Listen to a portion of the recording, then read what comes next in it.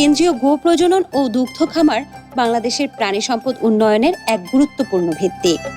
আমাদের খামারে বেশ কিছুদিন যাবত আছি। খামারে ইনশাল্লাহ বিভিন্ন রোগবালাই থাকে। আমাদের অ্যাকচুয়ালি বিভিন্নভাবে রুট লেভেলে যেভাবে হ্যাভক দেখা যায়, খামার অনেকটা মুক্ত আছে।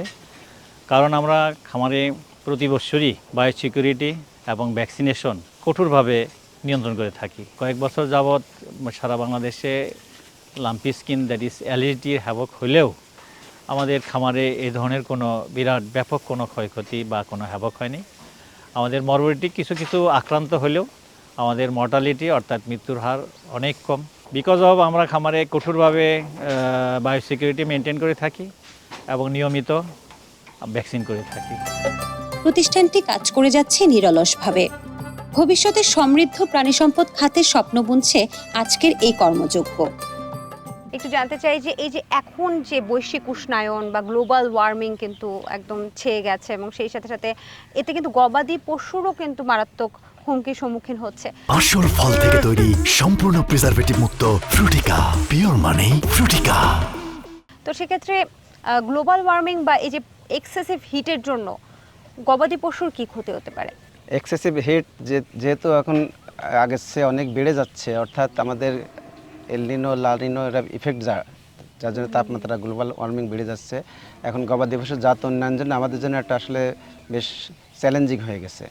আমরা মেনলি দুধ উৎপাদনের জন্য হলস্টাইন ফ্রিজিয়ান জাতটাকে আমরা প্রেফার করে জাত উন্নয়নের কাজটা এখানে করতাম। এখন যেহেতু হলস্টাইন ফ্রিজিয়ান শীতপ্রধান দেশের গরু, আমাদের দেশের আবহাওয়াতে দেখা যাচ্ছে হলস্টাইন ফ্রিজিয়ান আমরা যখনই ব্লাড লেভেল আস্তে আস্তে বাড়াচ্ছি ক্রস ব্রিড করে, তখনই আমাদের জাত উন্নয়নটা বড় একটা হুমকির সম্মুখীন হচ্ছে, সাস্টেন করছে না। যার জন্য আমরা আমাদের নিজস্ব জেনোটাইপ যেগুলি আছে, আমাদের লোকাল জিন আছে, জেনোটাইপ আছে ক্যাটেলের 5টি, তার মধ্যে আমরা এতদিন কাজ করেছি। আমরা পাবনা ব্রিডের উপরে কাজ করেছি, আমরা রেড চিটাংয়ের উপর কাজ করেছি, আমরা মুন্সিগঞ্জের উপর কাজ করেছি, পাশাপাশি আরও 2টা জাতের উপর আমরা কাজ শুরু করেছি। আমরা এখন থেকে সেটা আমাদের নর্থ বেঙ্গল গ্রে একটা জাত রয়েছে এবং আমাদের নেত্রকোনা হিলস একটা জাত রয়েছে, যার ফলে আমাদের গবাদি পশুর জাত উন্নয়নের ক্ষেত্রেও আমাদের সেটা মাথায় রাখতে হচ্ছে যে বৈশ্বিক উষ্ণায়নের কারণে যাতে আমাদের যে জাতটা ডেভেলপ করবো সেগুলো আমাদের সাস্টেন না করে, তাহলে গবাদি পশুর জাত উন্নয়নটা সাস্টেন করবে না এবং দুধ উৎপাদনটা যে আমাদের মুখ্য উদ্দেশ্য সেটাও সাস্টেন করবে না। যার জন্য আমরা 2টা পদ্ধতি এখানে অ্যাডাপ্ট করব। একটা আমাদের লোকাল যে জেনেটিক্সগুলি আছে, লোকাল যে জাতগুলি আছে, সেটা আমরা এখন উন্নয়ন করব, সিলেকশন ব্রিডিং করে করে উন্নয়ন করব। সেক্ষেত্রে আমরা সৌভাগ্যবান যে আমাদের দেশে 5টি কিন্তু লোকাল জাত রয়েছে। আমাদের রেড চিটাং জাত যেটা, সেটাও আন্তর্জাতিকভাবে স্বীকৃতি পেয়ে গেছে। আর আমাদের আরও যেহেতু দুধের চাহিদা আছে, যার জন্য আমরা লোকাল গরুর সাথে আমরা হলস্টাইন ফ্রিজিয়ান যে ক্রস করে আমাদের মূল প্রোগ্রাম যেটা বাংলাদেশে চলমান আছে, হলস্টাইন ফ্রিজিয়ান ক্রস করা, তাই হলস্টাইন ফ্রিজিয়ান ক্রস করলেও আমরা তাদের ব্লাড লেভেল আমরা একটু 50%-এর কাছাকাছি রাখার চেষ্টা করব। অর্থাৎ অর্ধেক আমাদের 50% দেশি ব্লাড থাকবে, যেটা আমাদের এই দেশের আবহাওয়াতে এবং উষ্ণ আবহাওয়াতে যেটা অ্যাডাপ্টেবল বা খাপ খাইয়ে আছে। আর 50% আমরা হলস্টাইন ফ্রিজিয়ানের ব্লাড নিয়ে কাজ যদি করতে চাই, তাহলে আমাদের সেই ক্ষেত্রে আমাদের উন্নয়নটা সাস্টেনেবল হবে এবং গ্লোবাল ওয়ার্মিংয়ের যে ইফেক্টটা এটা কম পড়বে। প্রথম যে 5টা ব্রিডের কথা বললেন লোকাল ব্রিড, এগুলোকে যখন জাত উন্নয়ন করবেন, এটা কি ডুয়াল পারপাসে ব্যবহার করা যাবে? হ্যাঁ, ডুয়াল পারপাসে ব্যবহার করা যাবে। কারণ বিশেষ করে আমাদের যেরকম রেড চিটাং গরুটার কথা বলি, আমাদের ডুয়াল পারপাস বলতে আমরা মাংস উৎপাদন প্লাস আমাদের দুধ উৎপাদন, সেটা তো মাংস উৎপাদনও হবে, দুধ উৎপাদন হবে। পাশাপাশি আর একটা বড় একটা যেটা আমাদের ফ্যাক্টর, আমাদের মুসলিম কান্ট্রি, আমাদের এখানে 18 কোটি বা তার বেশি জনসংখ্যা, তার মধ্যে প্রায় 90-92% মুসলিম। এবং একই দিনে আমাদের ঈদুল আজহাতে প্রায় এখানে আমাদের গরুর চাহিদা থাকে 55 থেকে 60 লক্ষ, এবং সেই ক্ষেত্রে প্রায় লাল রঙের গরু কোরবানি দিতে চাই।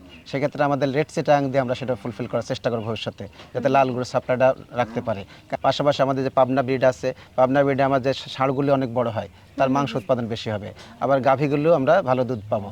একইভাবে নেত্রকোনা যে হেলস আছে, এটাও কালো গরু, কিন্তু দুধ উৎপাদন ভালো, 7 লিটার পর্যন্ত দুধ উৎপাদন পাওয়া যায়। ঈদের উৎপাদনশীলতা আমরা বাড়ানোর চেষ্টা করতেছি আরো। আবার আমাদের একটা আছে মুন্সিগঞ্জে যেটা ধবল গরু, সাদা গরু, এটা মাংসের জন্য সবার একটা ভালো একটা চয়েস।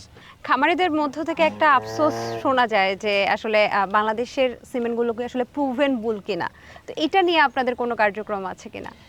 বাংলাদেশের আমাদের যে বুল তৈরি, যে প্রোভেন বুল তৈরি যে আমাদের প্রজেক্ট অলরেডি কয়েকটা ধাপে আমরা করেছি এবং কিছু প্রোভেন বুল তৈরি করেছিলাম।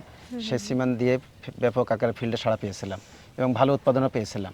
এবং সেটার ধারাবাহিকতা রক্ষা করে আমাদের বর্তমান যে সরকার আমাদের আবার নির্দেশ দিয়েছে সে প্রভেনবুল প্রজেক্টে আবার চালু করতে। আমরা এই রিসেন্ট আবার প্রভেনবুল প্রজেক্ট চালু করেছি। এখন এই প্রভেনবুল প্রজেক্টের মাধ্যমে আমরা ওই ভালো উৎপাদনশীল বুল তৈরি করব, সেই বুল দিয়ে আমরা ফিল্ডে কৃত্রিম প্রজননের কাজ করব, সিমেন্ট সরবরাহ দেবো। তাতে আশা করতেছি একটা প্রভেন বুল তৈরি করতে 5 বছর অ্যাভারেজ লাগে কমপক্ষে, তার বেশিও লাগতে পারে। তো আমরা যেহেতু শুরু করেছি আমরা 5 বছরের মধ্যে প্রভেন বুল পেয়ে যাবো আশা করতেছি। আর শেষ একটা প্রশ্ন, সেটা হচ্ছে সেক্স সিমেন্ট নিয়ে কি কাজ হচ্ছে কিনা আমাদের দেশে? আমাদের এখানে সেক্স সিমেন্ট নিয়ে কাজ হয়েছে বলতে আমরা সেক্স সিমেন্ট আমরা আমদানি করেছিলাম এক প্রজেক্টের মাধ্যমে আমেরিকার থেকে। সেই ক্ষেত্রে আমাদের এই খামার সহ আমাদের জেলা দুধ খামার সিলেট যেটা, সেখানে আমরা সেক্স সিমেন্টের অনেকগুলি বাচ্চা আমরা অলরেডি প্রডিউস করেছি। সেক্স সিমেন্টের আমরা ষাঁড়ও তৈরি করেছি, সেই ষাঁড়ের সিমেন্ট আমরা ফিল্ডে যাচ্ছে। আপনাকে অসংখ্য ধন্যবাদ সময় দেওয়ার আপনাকে জন্য। ধন্যবাদ। পাশাপাশি যেসব দর্শকরা এই ভিডিওটা দেখবে তাদেরকে সবাইকে ধন্যবাদ জানাচ্ছি, কৃতজ্ঞতা জানাচ্ছি। আসসালামু আলাইকুম। ওয়ালাইকুম আসসালাম।